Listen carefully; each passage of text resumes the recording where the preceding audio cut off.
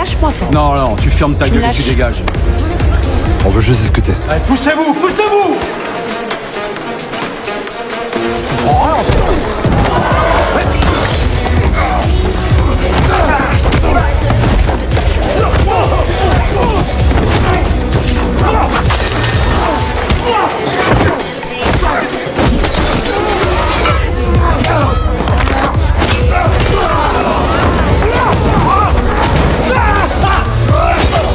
Inilah KO. Kisah diawali dengan pergelutan sengit antara dua atlet MMA, yaitu Bastien, tokoh utama kita, melawan Enzo yang tak kalah kuat. Mereka saling meninju dan menggulingkan demi merebut gelar juara. Bastien sendiri merupakan atlet gelut yang terkenal tak terkalahkan. Terbukti setelah beberapa kali tumbang, dengan mudah dia bisa membalik keadaan.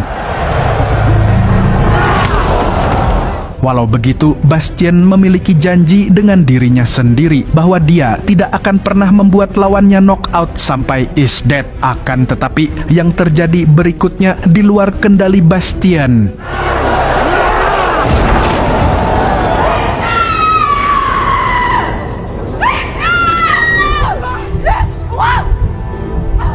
Tanpa sengaja Bastien membuat lawannya meregang nyawa, dan itu menjadi sebuah pukulan berat untuk diri Bastien sendiri.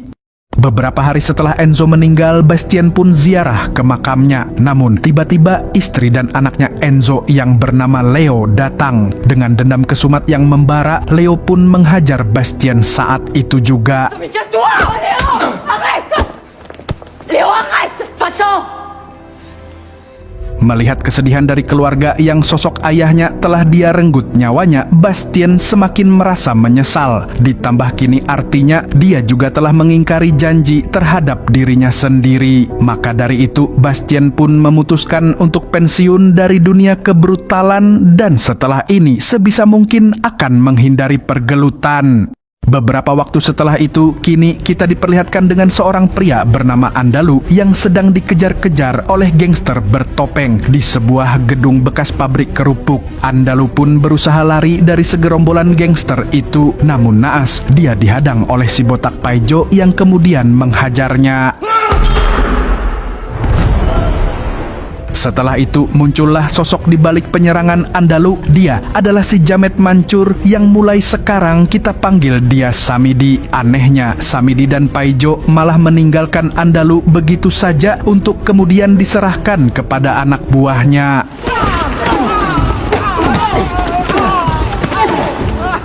Besok paginya, polisi datang ke lokasi untuk melakukan investigasi. Tim investigasi kali ini dipimpin oleh polwan bernama Kenza Alawi bersama rekan baiknya yaitu Sarkisian. Setelah menelusuri TKP, Kenza menemukan aliran darah yang masih segar. Kenza lalu menelusuri aliran itu untuk melihat ujungnya. Dan betapa terkejutnya dia ketika menemukan jasad anggota gangster yang habis dibantai dan diikat dengan rantai.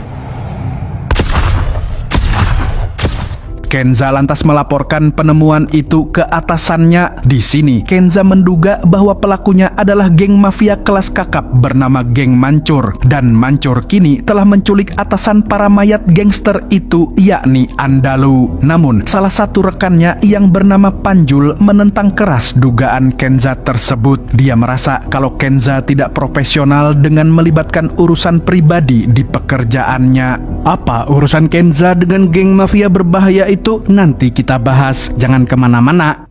Sesaat kemudian, Kenza mendapat telepon dari seseorang yang mengajaknya bertemu di suatu tempat. Setibanya di tempat pertemuan, si penelepon yang ternyata adalah Leo mengatakan kepada Kenza bahwa dia sedang dalam masalah besar. Leo mengaku telah melihat dengan mata kepalanya sendiri bagaimana Andalu dan anak buahnya dihabisi. Leo pun membenarkan bahwa pelakunya tak lain dan tak bukan ialah geng Mancur. Masalahnya, geng Mancur mengetahui kalau Leo berada di TKP dan menjadi saksi hidup kebrutalan mereka. Oleh karena itu, sekarang Leo diincar oleh si gangster psikopat. Tapi ketika Leo yakin Kenza bisa dipercaya, tiba-tiba... Avec moi. Eh, les gars, je suis de la maison. Écoute-moi. Léo.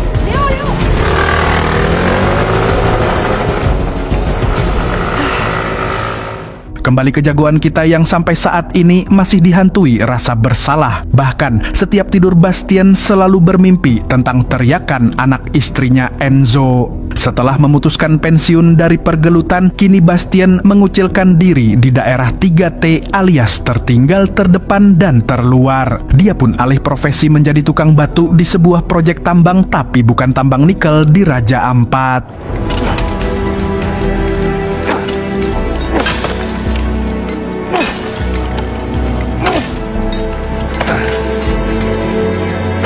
Untuk menuju ke tempat kerjanya saja, Bastien harus melewati Laut Merah naik motor Ducati kesayangannya. Dan begitu pulang kerja, tiba-tiba Bastien disambut oleh seorang wanita di depan rumahnya. Wanita itu adalah Emma, istrinya almarhum Enzo. Dia datang untuk meminta pertolongan kepada Bastien karena anaknya Leo hilang entah kemana. Di sini Emma juga cerita kalau Leo menjadi bandar barang haram setelah tinggal bersama sepupunya yang bernama Hugo. Dan sebelum hilang kabar, Leo sempat mengirimkan pesan suara yang menunjukkan bahwa dia sedang dalam bahaya. Léo, ils sont là. Maman, c'est moi. Je suis dans la merde de fou là, faut vraiment que tu... Tentu saja Emma sangat khawatir.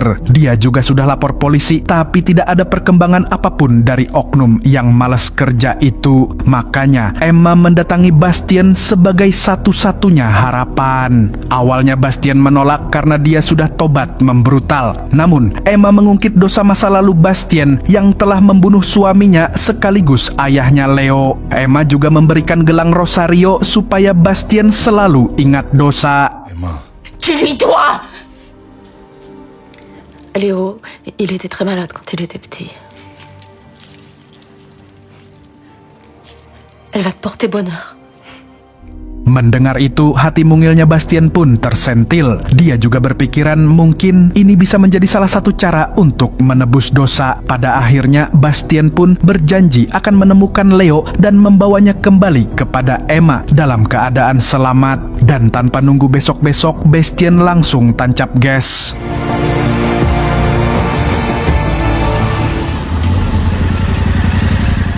Sampai di rusun tempat tinggal Leo dan Hugo sesuai alamat yang diberikan oleh Emma, Bastien pun menanyakan lokasi gedungnya ke Warlock. Dia lalu menitipkan motor dan helmnya ke Warlock itu karena agak skeptis sama area sekitar rusun. Saat sampai di depan rumah Hugo, Bastien hendak mengetuk pintu, tapi ternyata pintunya sudah terbuka. Begitu masuk, Bastien dihadapkan dengan situasi kacau seperti habis terjadi perang. Dan ketika Bastien sedang mengamati sekitar, tiba-tiba Police. C'est qui toi? Qu'est-ce que tu... setelah Bastien bilang kalau dia suruhan ibunya Leo, si penyerang yang ternyata adalah Kenza pun segera melepaskannya. Karena tidak menemukan Hugo dan Leo di rusun tersebut, mereka lalu bertanya ke Warlock yang tadi dititipi helm sama Bastien. Si Warlock pun menjawab bahwa Hugo sempat diserang dan dihajar habis-habisan oleh kelompok misterius di rumahnya. Dan akibat tragedi itu, sekarang Hugo dirawat di rumah sakit. Mendengar kesaksian Warlock, Kenza pun langsung berangkat ke rumah sakit yang dimaksud.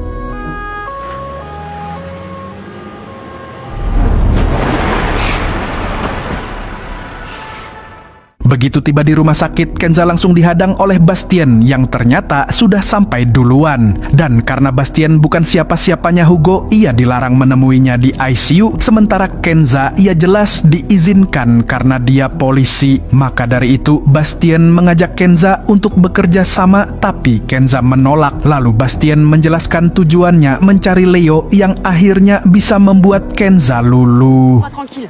J'ai fait une promesse à sa mère. Je vais lui ramener son fils. J'ai tué son père. J'étais pro en MMA. Sejenak kita beralih ke Samidi yang baru saja tiba di markas gengnya. Dia langsung bertanya ke anak buahnya soal bocil yang sedang mereka cari, siapa lagi kalau bukan si Leo. Dan karena mereka belum berhasil menangkap Leo, maka Samidi memerintahkan seluruh anak buahnya untuk segera mencari dan menghabisi anak itu. Dia takut informasi tentang mereka bocor ke pihak berwajib. Setelah itu, Samidi menemui Andalu yang disekap dalam keadaan babak belur dan berdarah-darah. Di sini Samidi mengintimidasi Andalu dan mendesaknya untuk memberitahu lokasi gudang narkoboy milik Andalu. Regarde ta famille. La camionette autonome, hangar 7, conteneur 19. Usai mengurusi Andalu, Samidi lalu memantau anak buahnya yang lagi bagi-bagi poster dengan muka Leo untuk disebarluaskan. Saat itulah tangan kanannya, yaitu si Paijo, menerima laporan bahwa polisi telah bergerak mencari Leo. Mendengar itu, Samidi tentu tak akan tinggal diam.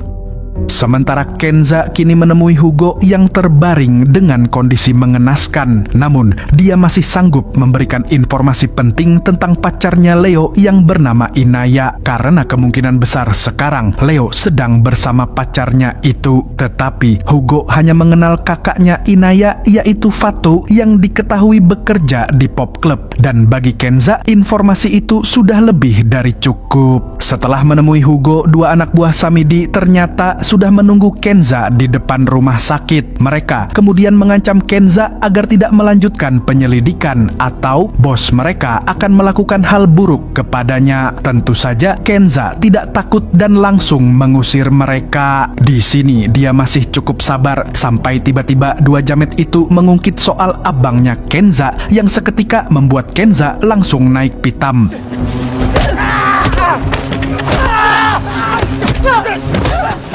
Arrête, putain, tu vas les tuer. C'est bon, c'est bon, c'est bon.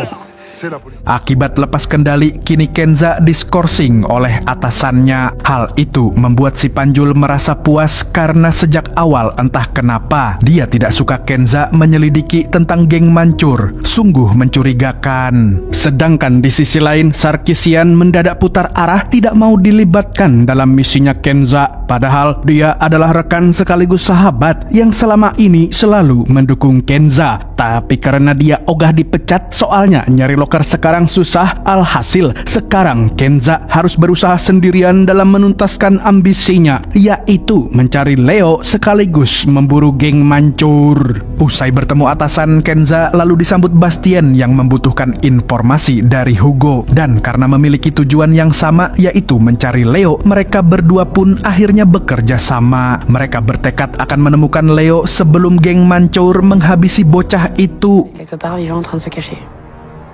Dans ce cas, faut qu'on trouve avant eux. Malamnya, Kenza dan Bastien pergi ke klub tempat kerjanya Fatu alias kakaknya Inaya. Tanpa membuang-buang waktu, Kenza langsung menanyakan keberadaan Inaya kepada Fatu. Namun, Fatu enggan menjawab sampai membuat Kenza kesal. Kemudian, salah satu petugas keamanan klub mengusir Kenza secara paksa. Bastien lantas menghentikan si petugas agar tidak kasar sama cewek. Namun, petugas itu malah memanggil rekan-rekannya yang seketika langsung mengepung Bastien. Tanpa mereka ketahui, orang yang mereka hadapi adalah mantan petinju ulung.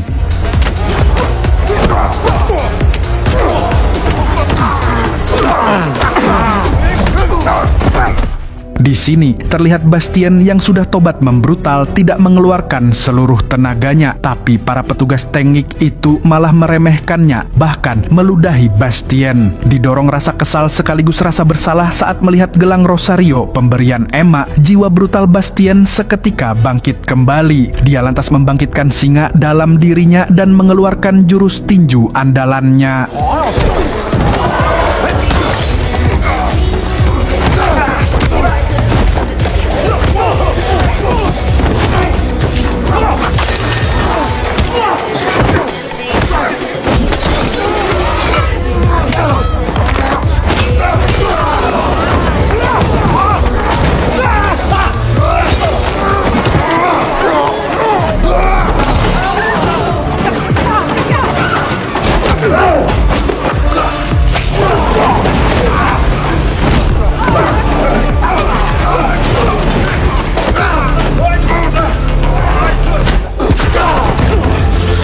Bastien terpaksa melibas para petugas teknik itu. Mereka bahkan terlihat seperti kutu-kutu yang dapat dengan mudah dipites oleh Bastien.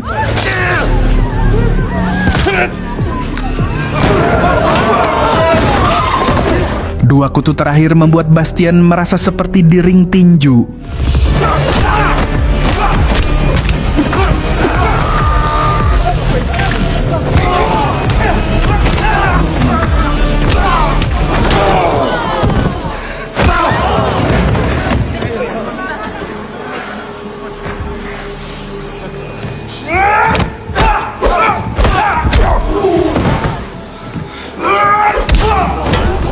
Namun ketegangan belum selesai karena pemilik klub muncul dan menodongkan senjata ke kepala Bastien. Dan saat Bastien mulai terpojok, tiba-tiba pelakunya adalah Kenza. Setelah itu, Kenza berusaha meyakinkan Fatu bahwa ini semua demi kebaikan adiknya sendiri. Mendengar itu, Fatu pun akhirnya mau memberitahu keberadaan Inaya sekarang. Tapi karena udah malam, Kenza dan Bastien memutuskan untuk istirahat di kos-kosannya Kenza yang dekat pelabuhan. Keduanya pun semakin dekat dan mulai menceritakan kehidupan masing-masing. Di sini, akhirnya Kenza bercerita tentang urusannya dengan geng Mancur, di mana ternyata Kenza dan abangnya pernah dekat dengan Samidi. Lalu saat Samidi memulai bisnis haram, abangnya Kenza melakukan suatu hal fatal yang membuat Samidi kesal. Sampai kemudian Samidi menculik dan membakar hidup-hidup. Parahnya lagi, perbuatan psikopat itu direkam lalu dikirimkan ke Kenza, dan setelah itu geng Mancur menghilang. Walaupun berkali-kali berbuat kriminal, tapi geng itu tak segera ditangkap karena Mancaur bekerja secara apik hingga tak terlihat oleh tim kepolisian. Para polisi bahkan menyangkal kalau geng psikopat itu telah kembali merajalela, sehingga Kenza pun bertekad untuk membuktikannya dengan menangkap mereka. Je les aurai, moi. Je le sais. Setelah curhat, Kenza tiba-tiba mendekati Bastien dan mendadak jadi cegil. Lalu kita akan kembali setelah pesan-pesan berikut ini.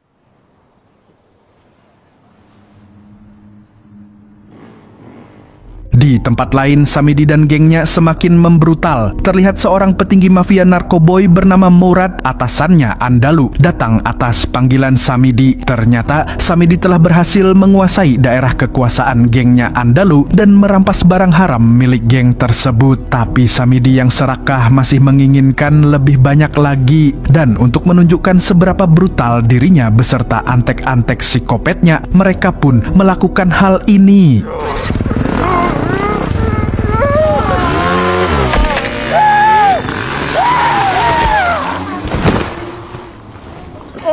Besoknya, para petugas keamanan Tengik yang babak belur setelah digebukin sama Bastien langsung lapor ke polisi. Berbekal rekaman CCTV, sang atasan polisi pun segera memerintahkan bawahannya untuk memanggil Kenza agar menghadapnya. Sementara itu, Kenza dan Bastien akhirnya menemukan keberadaan Leo yang sembunyi di rumah orang tuanya Inaya. Tapi Leo tak menyukai keberadaan Bastien sampai keukyuh menolak untuk ikut dengan Kenza. Setelah dibujuk menggunakan pacarnya yang terlihat ketakutan, Leo pun luluh. Tipikal Gen Z bulol alias bucin tolol.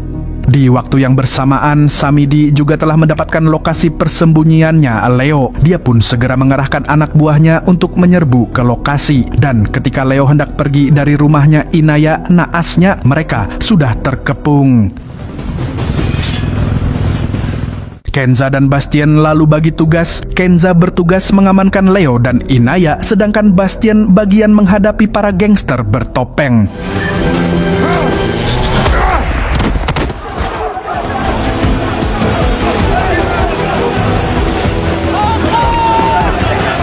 Saat Bastien diserbu dan dikepung dari dua sisi, tiba-tiba pasukan polisi datang untuk mengamankan para gangster itu. Alhasil, Bastien pun selamat dari pengeroyokan gangster sekampung.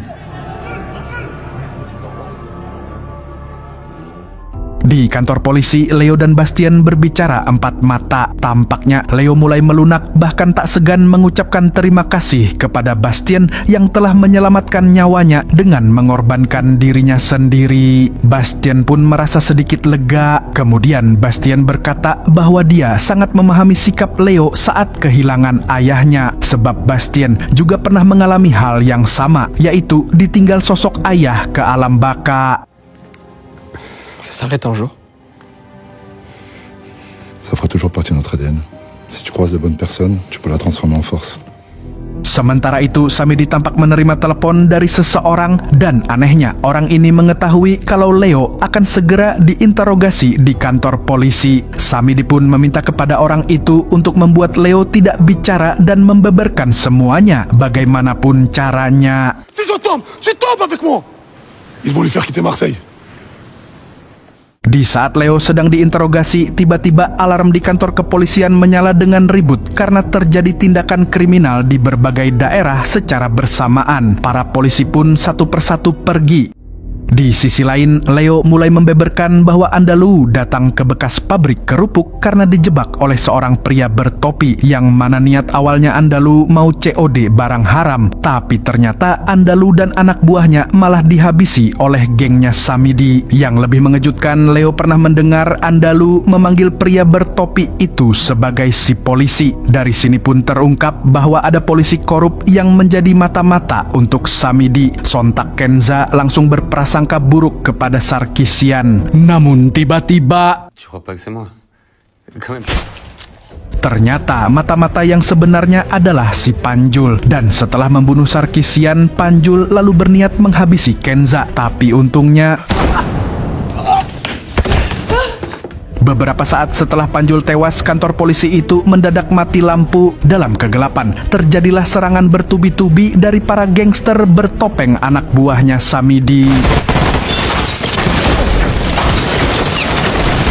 Mereka membrutal demi mengincar Leo hingga menewaskan 2 polisi yang ada. Sementara Bastien dan si atasan polisi masih bertahan. Lalu Kenza yang berada di ruangan interogasi pun keluar dan menyerang balik para gangster.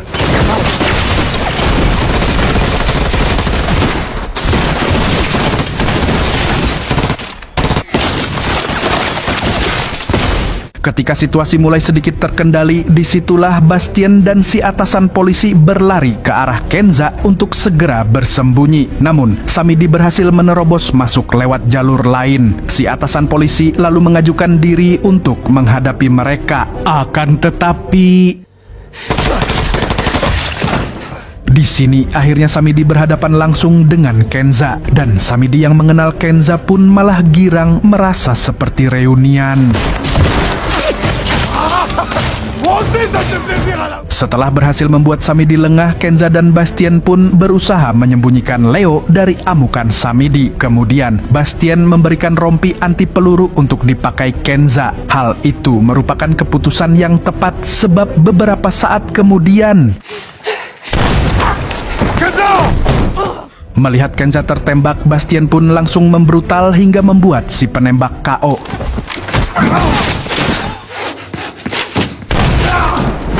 Namun, anggota gangster lainnya kembali bermunculan dan serbuan senjata api pun kembali pecah.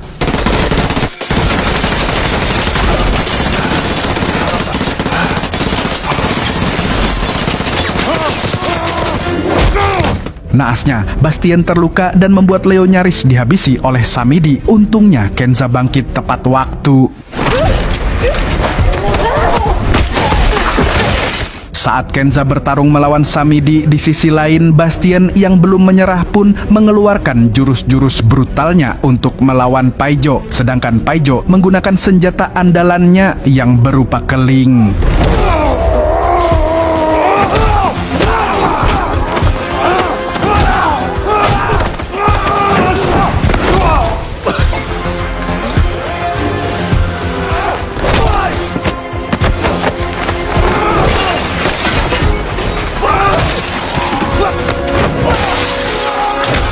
Antara Kenza maupun Bastien, keduanya sempat hampir kalah dalam pertarungan 1 lawan 1 ini, tapi mereka bisa mengendalikan situasi lalu menyerang balik dengan sangat epik.